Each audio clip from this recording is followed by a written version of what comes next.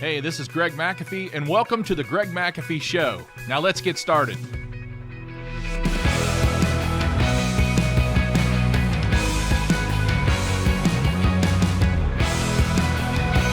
Hey, welcome back to the Greg McAfee Show, where we discuss the steps to successful entrepreneurship, how to take your business to new heights, and ultimately follow your dreams. Today we're going to be talking about the expectations of a strong team. If you want your team to be stronger, if you want to be a stronger leader, I'm going to give you some examples and some tips on how to improve the strength of your team. Number one, we're going to talk about a strong team knows their expectations. It sounds simple, but they make them clear and easy from day one. So I'll just have to use my company as an example. In the initial interview process, especially when we're getting close to hiring or making an offer, we talk about the expectations at McAfee. And we will go over the McAfee way. The closer we get to hiring, the closer we're going to or the more rather, we're going to talk about this. And this is the McAfee way. If you've not seen this, this is the McAfee way of doing business. Now, there's a whole outline from these items of how we do business, but this is the basic McAfee way, and this will be talked about at the day of hire, and that will be talking about integrity and caring and our culture and consistency and innovation, and of course, team, which we're talking about today. So we make them clear and easy to understand from day one. And those are the expectations of working for a strong team. And a strong team understands the why behind the what. And that's all explained, not only verbally, but visually. They see it.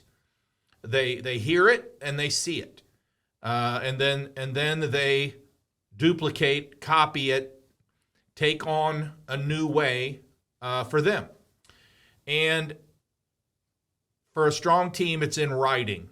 The expectations are in writing. They may be on a wall somewhere. They may be on a card somewhere, but they're in writing, and they're talked about often. They're shared often. It's not just at the time of hire. It's during company meetings. It's during small departmental meetings, which we're going to talk more about here. But the expectations of a strong team, they also gain agreement, aka the buy-in. Okay? They gain agreement. They like what they see. They like what they hear. They're a good fit, and they gain agreement. And they start improving the company from day one.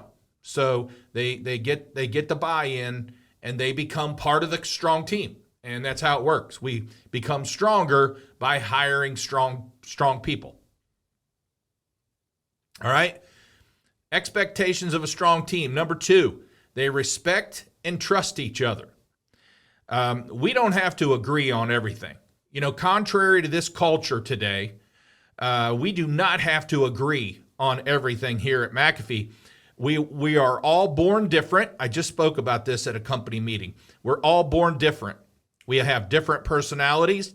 We were raised in different cultures. We were raised differently, that's for sure. And we've all chosen different ways of life, but we trust and respect each other. That does not get in the way of a strong team. Actually, it makes the team stronger, which I'm going to talk more about here today. So we trust and we respect each other, even with all our differences. Actually, our differences make us stronger. 96%, by the way, of CEOs rate building trust with employees extremely high, 96%. And they do so by listening more to their employees and bringing them in a lot in part of the decision making.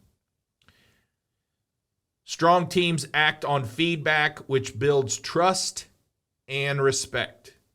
So when we're in a company meeting and I ask for feedback, it's not just to hear things. It's to get better ideas. It's to get to the next level. And who knows best from the people on the first floor, the second floor, and the third floor of your business? I mean, they know. Most of you leaders out there, you're not out in people's homes anymore. The majority of people I talk to today are business owners. You're not out there in the home. You're not out there on the job floor. You're not out there. They are. And they see things and they hear things and they think of things. And I want to know what they're thinking. And not only do I want to know what they're thinking, but I act on their feedback that I ask for. I act on it. That keeps feedback coming in. If I just sit in a company meeting and I ask for feedback and then I don't do anything with it, eventually I will no longer get feedback from my team. And then a strong team shows appreciation by looking for it. So they look for it. The leadership team goes out and they look for something to appreciate. Because if you're not looking for it, you're not going to see it, and then you're not going to bring it up and acknowledge their appreciation, okay? So you've got to be looking for it. All right, expectations of a strong team also include number 3, they motivate with positivity and encouragement. And along with that, they're not afraid to call each other out. They've got that sort of relationship where we're not going to get our feelings hurt if you call me out on something. I'm the leader. I give you permission to call me out on something. Because if I'm wrong or if there's a better way, I want to know about it. Now, of course, there's a certain way you call out the leader. You're not going to make them look that bad in front of everybody. And it could be one-on-one. However, I give people permission to call me out on things. And my team does not get their feelings hurt when they're called out on things the right way. So a strong team champions company values. They share and teach new people coming in the values of the company. And they also cooperate with and collaborate with each other. Strong teams do that. That's the ingredient of a strong team, working well together. Strong teams welcome new ideas, and that's motivating, and that's positive, and that's encouraging. We don't get stale. We're constantly coming up with new ideas. What got us here won't keep us here, and what got us here won't get us there. So we're constantly coming up with new ideas. And they're fresh ideas. They're not just new ideas for new ideas' sake. They're new ideas to either make our job more efficient, to make our job easier, to grow our company, to make it better for the customer, to make it better for the team. Strong teams are also respectful to each other, like I mentioned earlier, and they promote a healthy work and life balance. I try to personally, being in the heating and air conditioning business, I've always tried to prepare my team and prepare their families for busy times.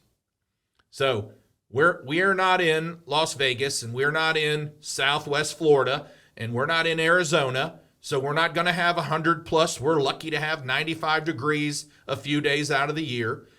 So our busy time is somewhere between 4 and 5 months out of the entire 12 months. We're going to be extremely busy because people are preparing for hot and they're preparing for cold, and that's our window of opportunity. That's when we make hay. So I prepare our team. You're going to put more time in over the next month or two. Prepare your families for this, because the other 7 to 8 months out of the year, we're very well balanced as far as work and family goes. But those 4 to 5 months, we're gonna give it all we got. We're gonna pour it on, and we're gonna work overtime, and we're gonna make hay and take hay as much as we can. Okay, so a strong team promotes healthy work and life balance. All right, a strong team also does this. Number 4, they communicate, and they communicate well. All right, did I say they communicate? Because communication is also a key to success. You've got to communicate with your team. You've got to communicate with each other. They've got to communicate back to you. If we don't know what's going on out there, we can't fix it or change it or make it better.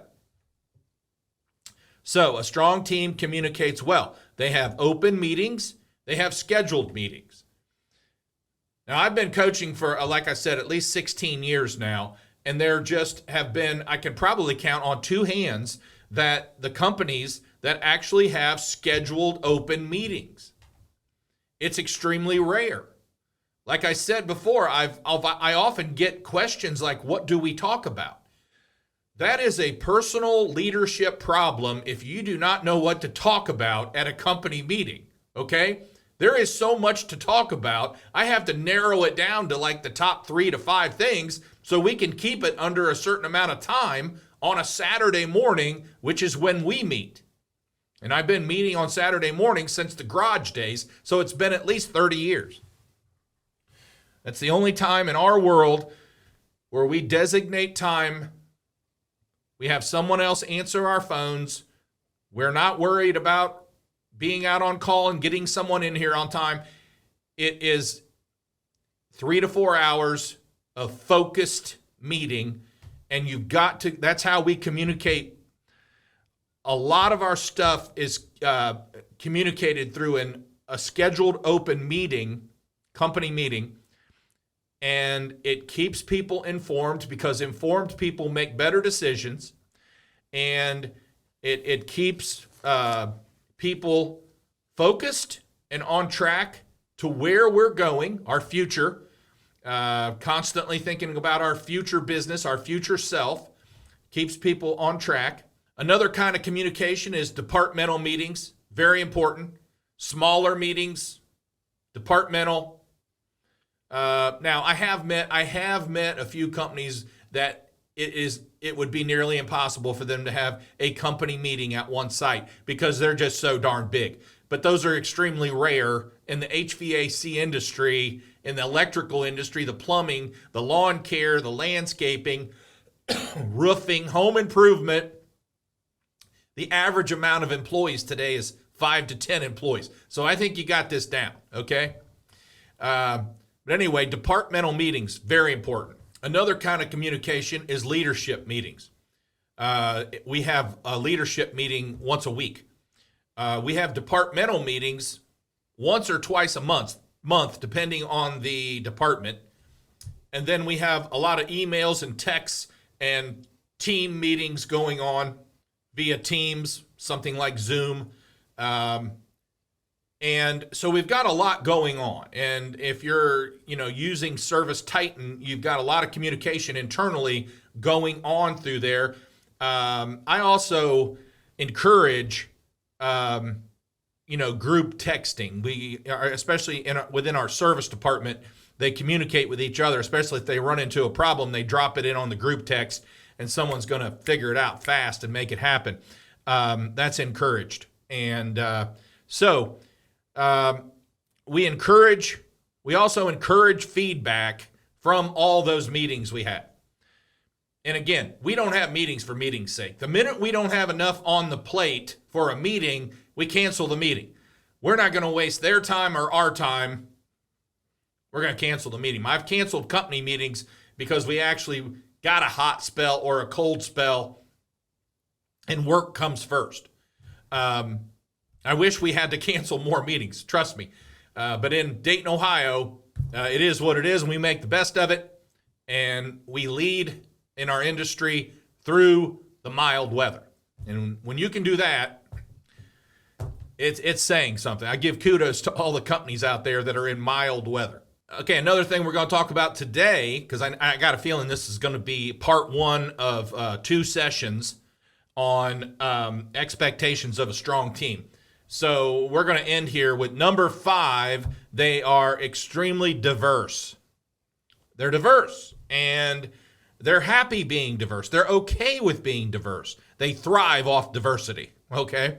They have team members that are somewhere between 18 and 70 years old.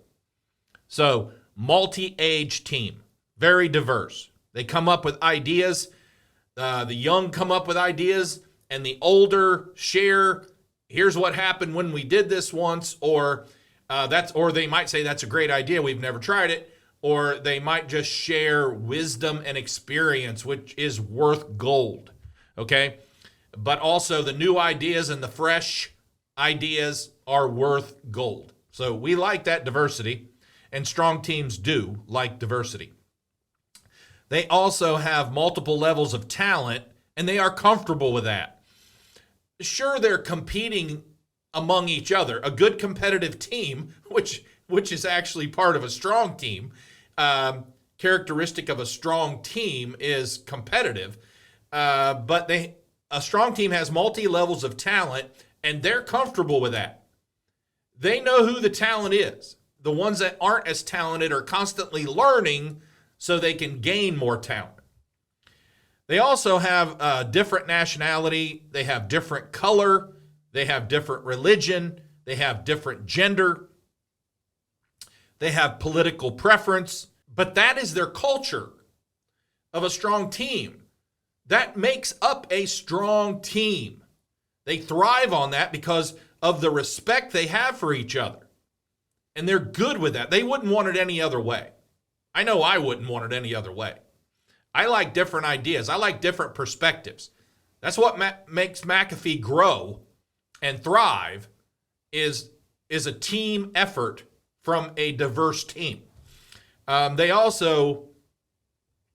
Their differences allow better results for decision making. I mean, if I had all the same age group and all the same color and all the same religion and all the same nationality and all the same gender, we'd only have a few ideas. I mean, how boring would that be? So you got to be diverse. Strong teams have diversity. Okay? So those are the 5 today of probably going to be 10 expectations and characteristics of a small team. So they know their expectations, they respect and trust each other, they motivate with positivity and encouragement, and they communicate well, easy for me to say, and they're very diverse. So I hope that helps. We'll continue on with part 2 next week of the expectations of a strong team. So before we wrap up, if you're watching on YouTube, don't forget to like and subscribe below. You can also support this podcast by rating and reviewing on iTunes or your preferred listening platform. Keep listening. I'll keep sharing the best content I possibly can come up with. And don't forget to follow us on Instagram or Facebook at The Greg McAfee Show. No underscores, no spaces. And be sure to tune in next week as we continue in part 2 of the expectations of a strong team.